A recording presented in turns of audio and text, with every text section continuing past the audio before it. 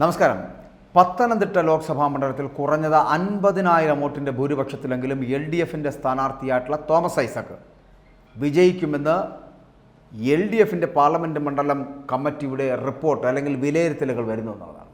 പത്തനംതിട്ടയിലാണ് UDF സ്ഥാനാർത്ഥി ആൻറ്റോ ആൻ്റണിയോടുള്ള അസംതൃപ്തി മൂലം ഒരു വിഭാഗം കോൺഗ്രസ് പ്രവർത്തകർ വോട്ടിങ്ങിൽ നിന്ന് വിട്ടുനിന്നതായിട്ടാണ് ഇപ്പോൾ LDF വിലയിരുത്തുന്നത്. കാരണം ആൻറ്റോ ആൻ്റണിയുടെ അത്തരത്തിലൊരു സ്നേഹം കോൺഗ്രസിനില്ല. പരാജയ ഭീതി മൂലമാണ് UDF സ്ഥാനാർത്ഥി ആൻറ്റോ ആൻ്റണി LDFിനെതിരെ കള്ളവോട്ട് ആരോപണം വരെ ഉയർത്തിയത് എന്നുകൂടി രാജു എബ്രഹാം പറയുന്നുണ്ട് പത്തനംതിട്ടയിൽ നിന്ന്.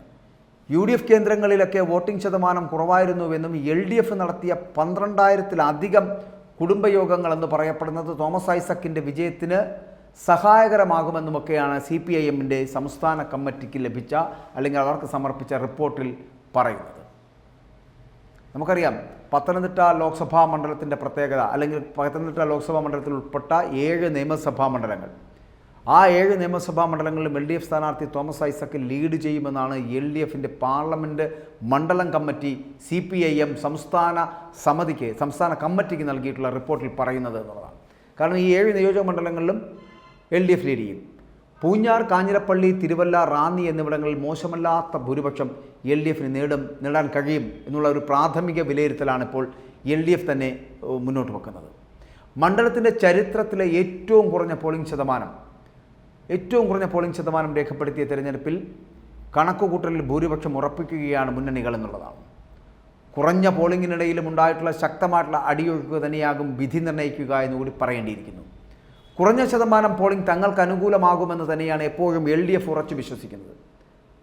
ഏകദേശം 1,00,000-ലധികം വോട്ടിന് ഈ തോമസ് ഐസക് ജയിക്കുമെന്നുള്ള ഒരു ചിന്ത കൂടി LDF മുന്നോട്ട് വെക്കുന്നുണ്ട്. അവരുടെ വിശ്വാസം അതാണ്, LDFിൻ്റെ വിശ്വാസം അതാണ്. നിലവിൽ പാർലമെൻറ്റ് മണ്ഡലത്തിലെ 7 അസംബ്ലി നിയോജക മണ്ഡലങ്ങളിലും വളരെ കൃത്യമായി LDFിൻ്റെ ജനപ്രതിനിധികളാണ് ഉള്ളത് എന്നും കഴിഞ്ഞ നിയമസഭാ തെരഞ്ഞെടുപ്പിൽ കിട്ടിയ അതേ മുന്നേറ്റം ലോക്സഭാ തെരഞ്ഞെടുപ്പിലും ഉണ്ടാകുമെന്ന് തന്നെയാണ് LDF ഇപ്പോൾ പ്രതീക്ഷിച്ചുകൊണ്ടിരിക്കുന്നത്. ആറന്മുളയിൽ ഒരു 9,000, അടൂരിൽ 4,000, കോന്നിയിൽ 4,000, തിരുവല്ലയിൽ 8,000 എന്നിങ്ങനെയാണ് CPM കണക്കുകൂട്ടിയിരിക്കുന്ന ഭൂരിപക്ഷം എന്ന് പറയപ്പെടുന്നത്.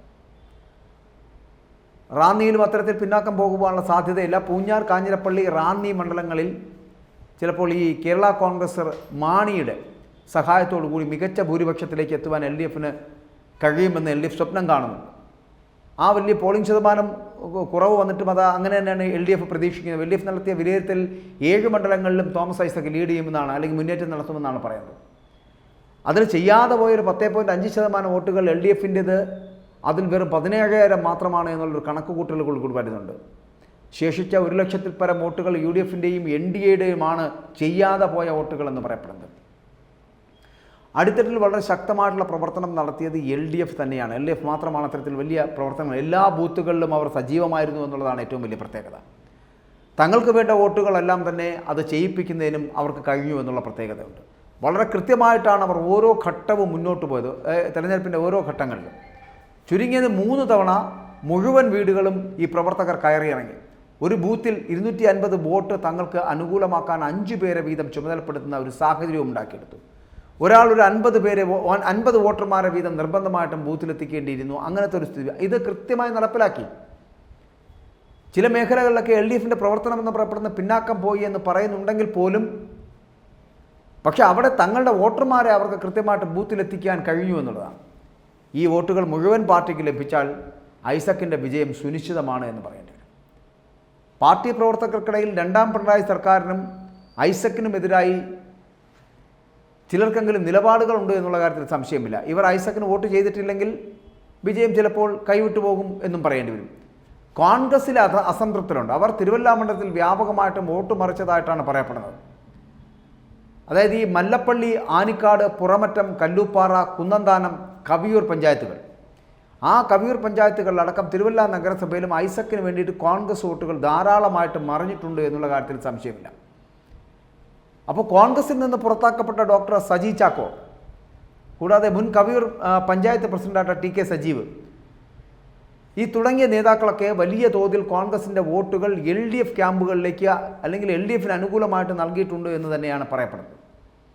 അപ്പോൾ അതുകൊണ്ട് മേൽപ്പറഞ്ഞ ഘടകങ്ങളെല്ലാം കൂടി ഒന്നിച്ചു വന്നാൽ ഒരു 15,000 മുതൽ 30,000 വോട്ടിന് വരെ ഐസക് ജയിക്കുവാനുള്ള സാധ്യത കാണുന്നുണ്ട് എന്ന് പറയുന്നത്. പൂഞ്ഞാറ്, ഈരാറ്റുപേട്ട മേഖലകളിൽ മുസ്ലിം വോട്ടുകൾ വ്യാപകമായി LDFിൻ്റെ പെട്ടിയിലാകും എന്നുള്ള കാര്യത്തിൽ സംശയമില്ല കേട്ടോ.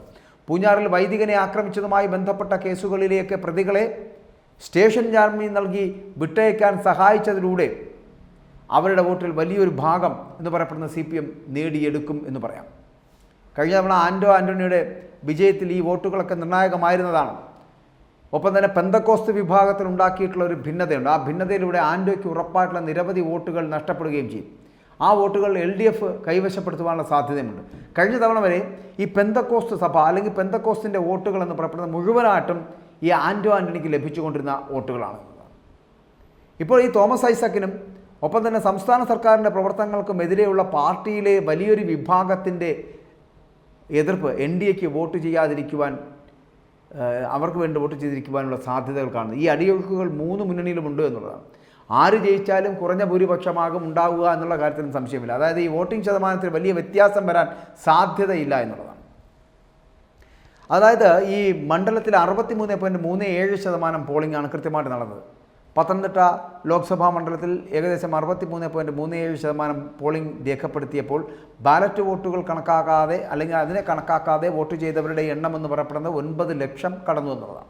ആകെയുള്ള 14,29,700 പേരിൽ 9,06,051 പേരാണ് വോട്ട് ചെയ്തത്. 6,83,307 പുരുഷന്മാരിൽ 4,42,897 7,46,384 സ്ത്രീ വോട്ടർമാരിൽ 4,63,148 അതായത് 62.5%. 9 ട്രാൻസ്ജെൻഡറിൽ ആകെ വോട്ട് ചെയ്തിട്ടുള്ളത് 6 പേരാണ്. അങ്ങനെ 6 പേരും വോട്ട് രേഖപ്പെടുത്തി എന്നുള്ളതാണ്. ഇങ്ങനെ ഏറ്റവും അധികം പേർ വോട്ട് ചെയ്ത ഒരു മണ്ഡലമെന്ന ബഹുമതി അവിടെ ആറന്മുളയ്ക്കാണ് സ്വന്തമായിട്ടുള്ളത്.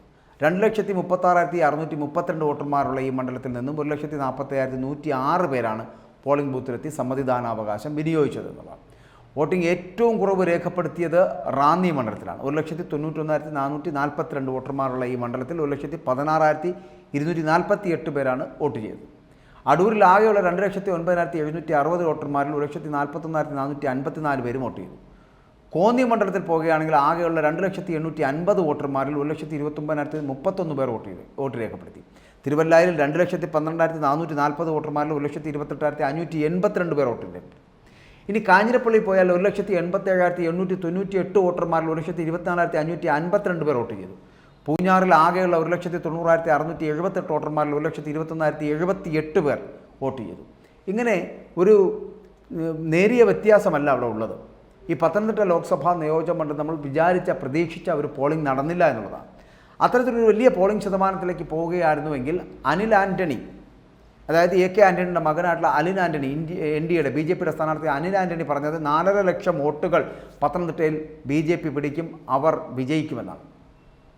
പക്ഷേ അവർ പ്രതീക്ഷിച്ച പോലൊരു പോളിംഗ് ശതമാനം 63-ന് മുകളിലേക്ക് പോളിംഗ് ശതമാനത്തിൽ എത്താൻ പത്തനംതിട്ടയിൽ ആയില്ല എന്നുള്ളത് അനിൽ ആൻ്റണിയുടെ സ്വപ്നങ്ങളെ ഇല്ലാതാക്കുന്നു.